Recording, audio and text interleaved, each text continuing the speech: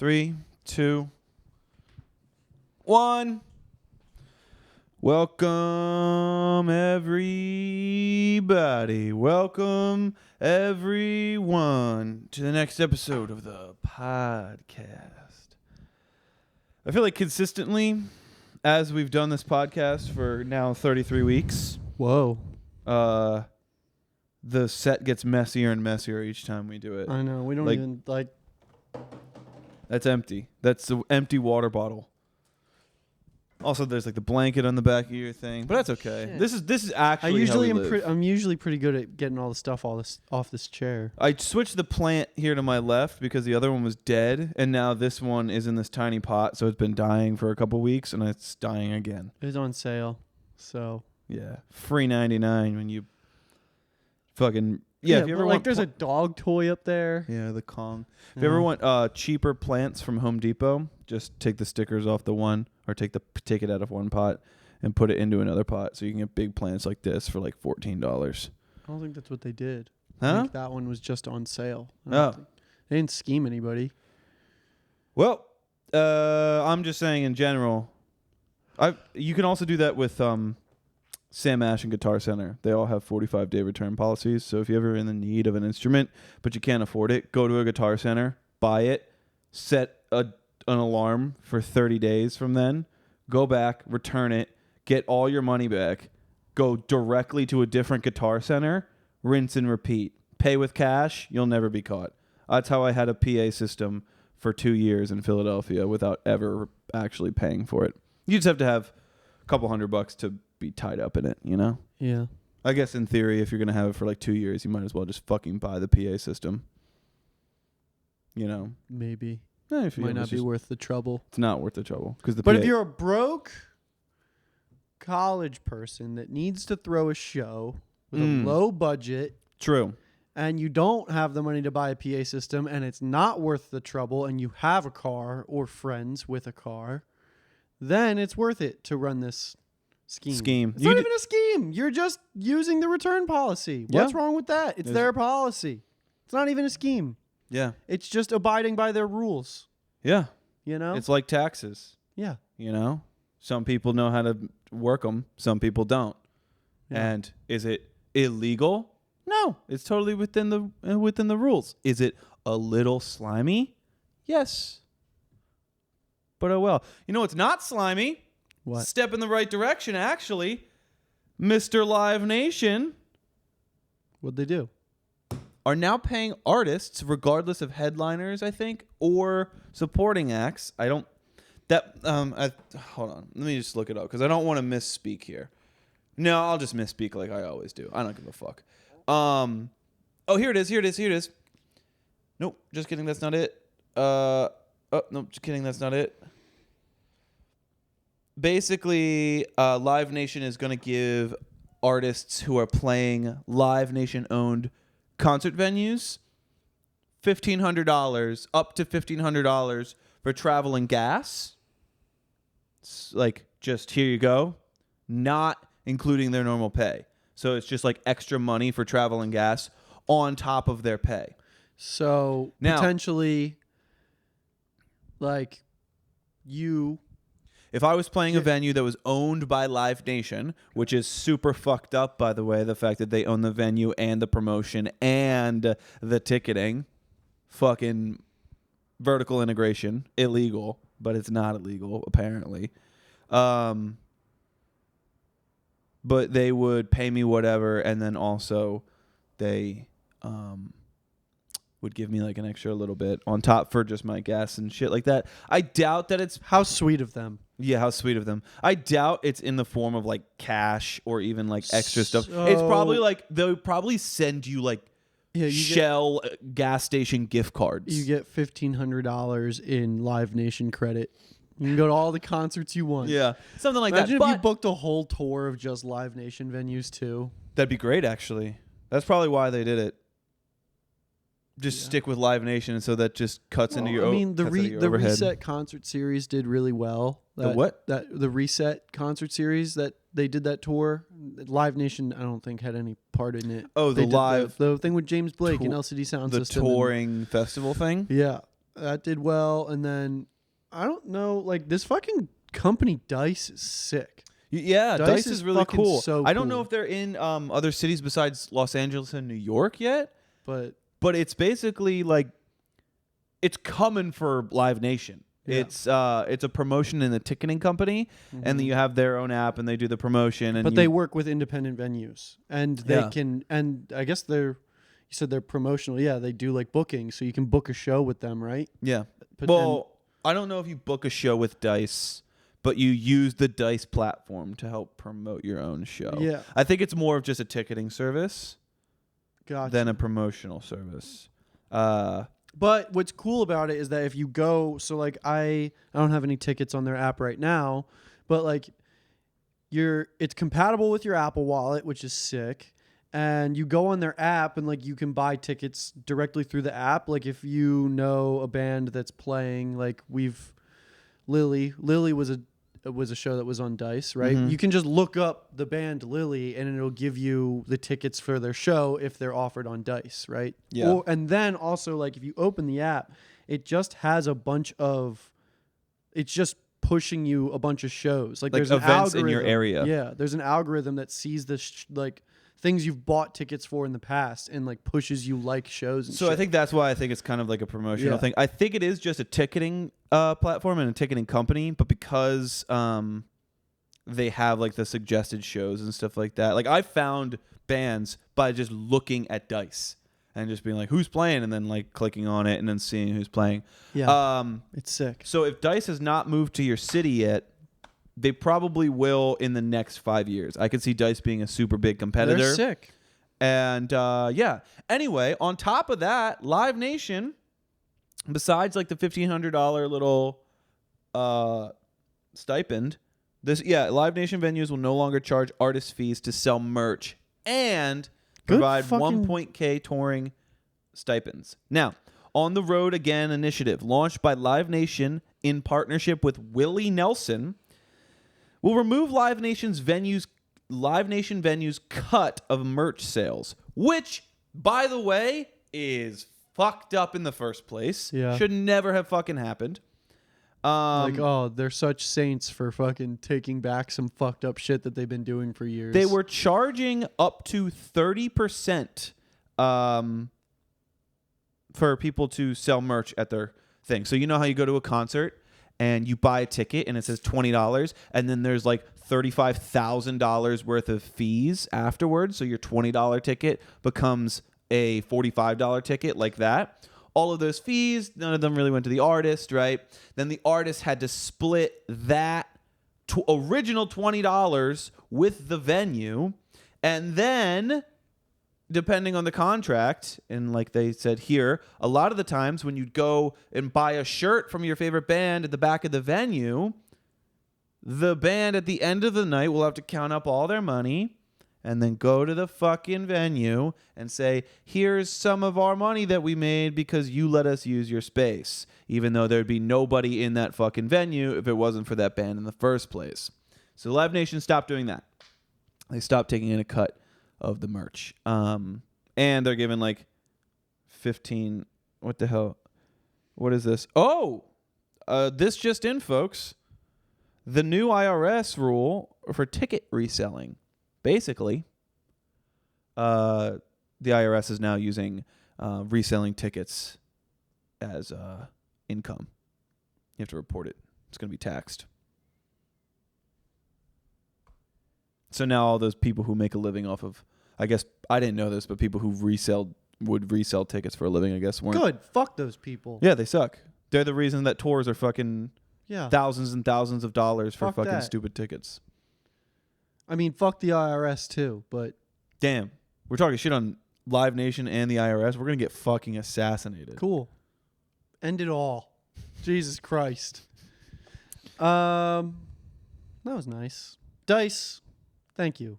Thanks, Dice. What did we find out? What a great Dice? experience. The only bad experience I have with Dice is my QR code not working sometimes, and me fucking tripping out about apparently not having a ticket, even though I paid for one. But they always let me in, so it's okay. Yeah. But yeah, Dice is lit. Live Nation just bought the Echo recently. Kind of What? wah wah. Kind of shitty. The Echo is such a sick fucking venue. Yeah. Well, not anymore. Well, I mean, it's still a cool venue. It's just owned by a bunch of cunts. Yeah. I can say that. It's punching up, right? I really wish there was more. I mean, there's a fair amount of independent venues out here. Not in other cities, though. Los Angeles is one of the few places that there's lots of independent venues, you know? Yeah. Mm-hmm. Lots of places are not independent. It's just like fucking bars. It's tough because it's like every city could have a vibrant music scene. Mm-hmm. It just is risky because it feels like it's not worth it to do so. From the perspective of like opening independent venues. That's tough. It is risky because the culture might not necessarily be there. Right. You have to have a vibrant music culture in order for there to be a vibrant music scene. Meaning, like, let's face it.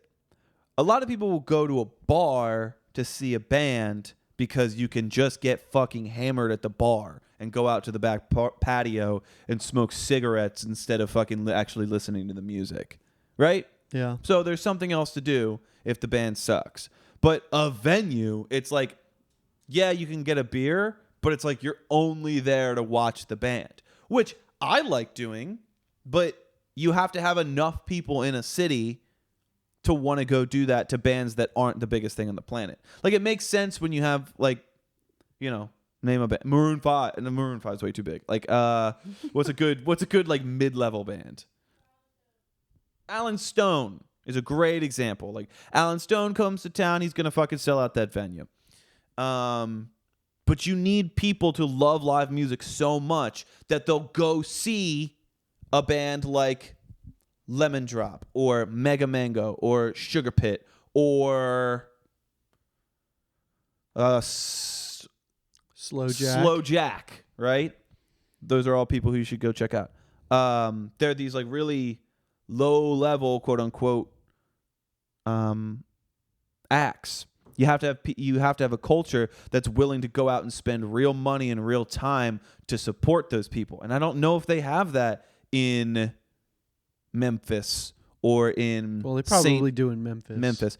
St. Louis. Yeah. Yeah, because it's hard to enjoy live music when you live in St. Louis because you live in St. Louis and St. Louis. David doesn't know anything about St. Louis. I know if you live in St. Louis and you like going to see shows, please go easy on David. No, St. Louis. Kansas City? What state or what city can I shit on? No, it's Baltimore. Fuck Baltimore. Anyway. Yeah. You know what I'm saying? Mm-hmm. So it is kind of risky for those people to. Yeah. You're right. It's Yeah. got to be that culture. Mm-hmm. Got to be that music culture. Cappuccino. What else? Fucking go Birds. Go fucking Birds. I guess, hold on, 3-0, top of the division. What? Before we talk about the Eagles, let's just talk about DJ Khaled and how he's the best thing ever. Yeah. He's got this. You've all seen it probably. If you haven't, go treat yourself. Just look up DJ Khaled cappuccino. And he's showing off his fucking Maybach car or whatever. Oh, yeah. And it's brown. He's like, I call this one a cappuccino because it looks like a cappuccino. And then he goes and he like shows the camera his fucking cappuccino that he's drinking. Cappuccino. He's something else, dude. Tell him bring out the whole ocean. Have you seen this is older before he started doing the like funny goofy shit, but like have you seen I don't think it's an interview, but it's him and his friend. He goes, dude, you know what breaks my fucking heart? Yeah. What breaks my fucking heart? There's people out there that don't believe in us. His friend literally is laughing at him. He's like, all right, dude. Because that breaks my fucking heart. They don't believe in us, dude. Like, that's crazy. He's 100% leaning into it at this point. Oh, yeah. But, dude. like, he's being such a goofball. It's awesome. Fucking awesome. It's so funny. He's like, there's just a video of him and he's just at the beach and how old is DJ Khaled? Probably what, like 45?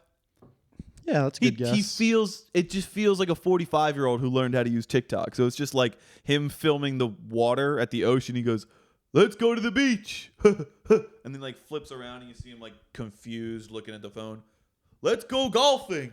He's just so fucking random and stupid. Yeah. Anyway, love DJ Khaled. Been loving the content, guy. Anyway, go fucking Birds. Yeah.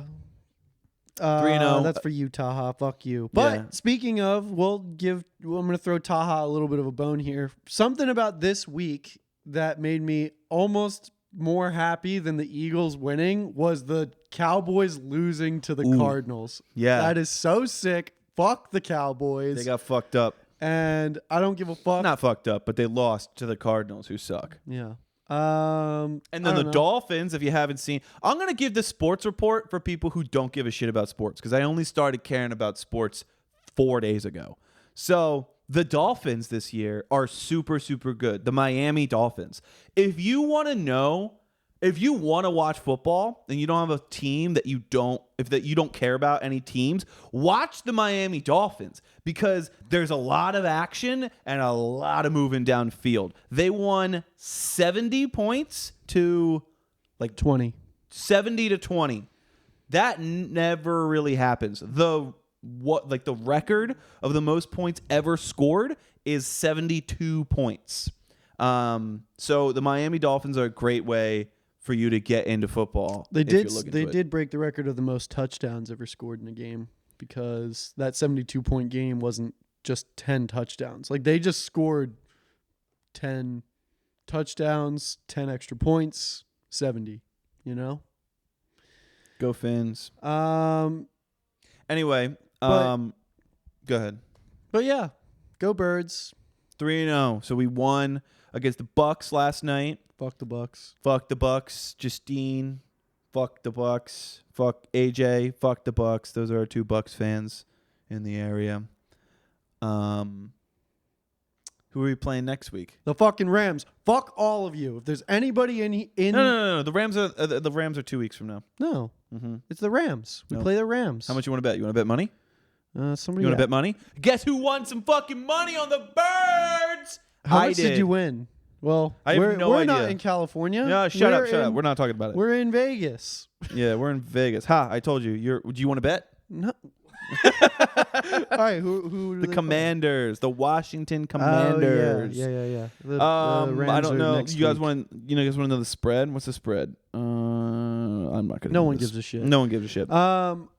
So this is actually a good segue into what happened to me at work today. So obviously the Rams lost last night. Boo. Boo. Shitty game too. I didn't really. Oh, The Bengals won fucking pretty much only doing field goals. Like the Bengals won, but they didn't play like a winning team, and Yeah, the but Rams fucking- just played even shittier. Tyler Higbee, the tight end of the Rams, he's on my fantasy team, and he led me to the win against Colin, our camera guy. So get fucked, Colin. Today there was a guy in a Niners jersey. He was wearing a Brock Purdy jersey. Okay. And he got his fucking coffee. And then the guy behind him was a Seahawks fan. And they were chatting. It was like totally cordial conversation. They weren't like, he wasn't like a dickhead, like Okay. a lot of people can be. And the guy was from Spain too. So he was also Who was from Spain? the Niners. Niners fan? The Niners fan. Can you do a Spanish accent?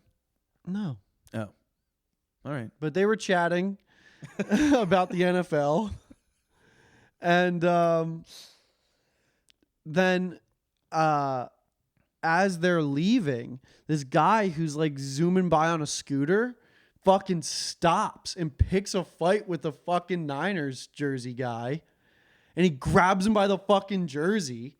And he's like, "What the fuck are you laughing at? Like, what the fucking wearing this jersey?" Called him an FAG a couple times. Really fucking.